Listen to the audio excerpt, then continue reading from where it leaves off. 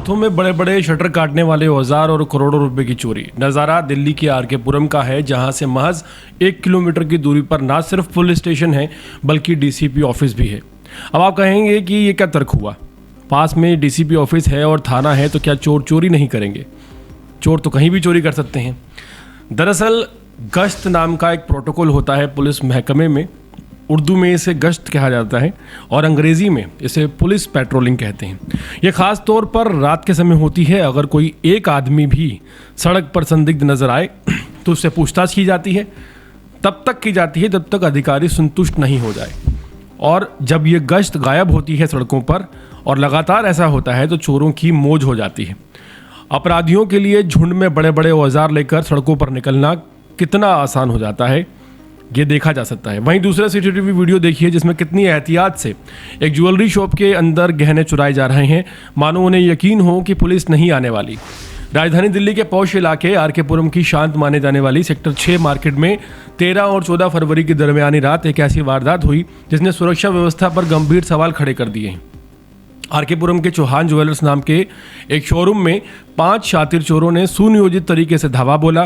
करीब 3 से 5 करोड़ रुपए के सोना चांदी के जेवर समेट कर ये लोग बड़ी ही आसानी से फरार हो गए। पूरी घटना सीसीटीवी कैमरे में कैद हुई है, लेकिन आरोपी अभी भी पुलिस की पकड़ से बाहर हैं। सीसीटीवी वीडियो भी सामने आया है, झुंड में लोग नजर आ रहे हैं। रात करीब 2 बजे 10 मिनट पर 5 संदिग्ध सेक्टर 6 मार्केट से चौहान ज्वेलर्स के पास पहुंचे। सबसे पहले उन्होंने दुकान के बाहर लगे सीसीटीवी कैमरे को खराब किया।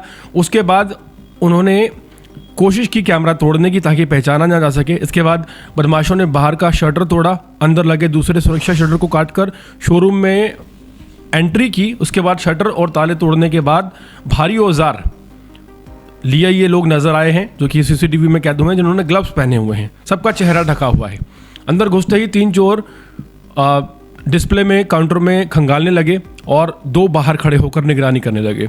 सीसीटीवी फुटेज में नजर आ रहा है कि बदमाश बड़े इत्मीनान से नीचे और ऊपर दोनों डिस्प्ले में ज्वेलरी के डब्बे निकाल कर अपने बैग्स भर भर कर ले जाते हैं। इस पूरे कार्रवाई में उनको लगभग आधा घंटा लगता है। 2:44 पर पांचों आरोपी बड़े इत्मीनान से चोरी कर फरार हो जाते हैं। सुबह करीब 6 बजे आसपास की दुकानें खुली तो पड़ोस के लोगों से दुकान के मालिक नीरज चौहान को ये सूचना मिली, रविंद्र सिंह चौहान को, कि उनकी दुकान में चोरी हो गई है। मौके पर पहुंचकर उन्होंने देखा कि भारी मात्रा में सोने चांदी की जो ज्वेलरी है वो गायब है और अभी अनुमानित तौर पर बताया जा रहा है 3 से 5 करोड़ रुपए की जो है ज्वेलरी है। हालांकि पुलिस सटीक आंकलन में जुटी हुई है। रविंद्र सिंह चौहान जो कि दुकान के मालिक हैं, उन्होंने बताया कि दुकान बंद करते समय वो आभूषणों का स्टॉक लॉकर रूम में रखना भूल गए थे और बाहर डिस्प्ले में रखे गहने जो हैं वो भी चोर उड़ा कर ले गए हैं। एक तरफ एक चूक का फायदा हुआ है, दूसरी तरफ एक बड़ी चूक पुलिस की भी मानी जाएगी। घटना की सूचना मिलते ही थाना आर के पुरम की टीम और दक्षिणी पश्चिमी जिला पुलिस के वरिष्ठ अधिकारी मौके पर पहुंचे। इलाके की घेराबंदी की गई, फोरेंसिक टीम को बुलाकर साक्ष्य जुटाए गए। जिस जगह वारदात हुई थी वहां से महज 1 किलोमीटर की दूरी पर थाना आर के पुरम और डीसीपी कार्यालय है। आसपास के कई केंद्रीय सरकारी दफ्तर और अधिकारियों के सरकारी आवास भी इसी इलाके में मौजूद है, जहां रात को झुंड में 5 लोग नकाब पहनकर बड़े बड़े औजार लेकर घूम रहे थे। इलाके की संवेदनशीलता यहां बढ़ जाती है। फिलहाल दिल्ली पुलिस सीसीटीवी फुटेज के आधार पर आरोपियों की पहचान करने में लगी हुई है। आसपास के कैमरे खंगाले जा रहे हैं ताकि चोरों की एंट्री और एग्जिट रूट का पता लगाया जा सके।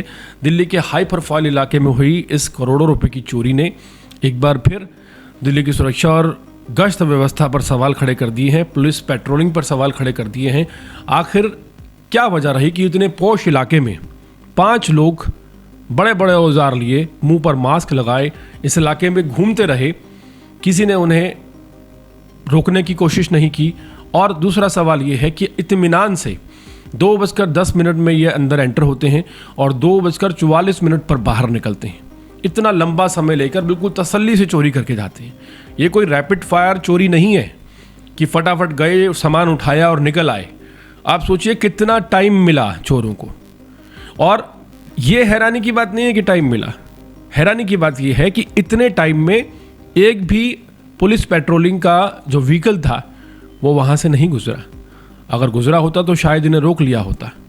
और ये किसी अवैध कॉलोनी की बात हम आपसे नहीं कर रहे हैं, ये एक पॉश इलाके की बात हो रही है जहाँ तमाम बड़े बड़े अधिकारियों के ऑफिस और बड़ी जगहें सब वहीं पर मौजूद हैं।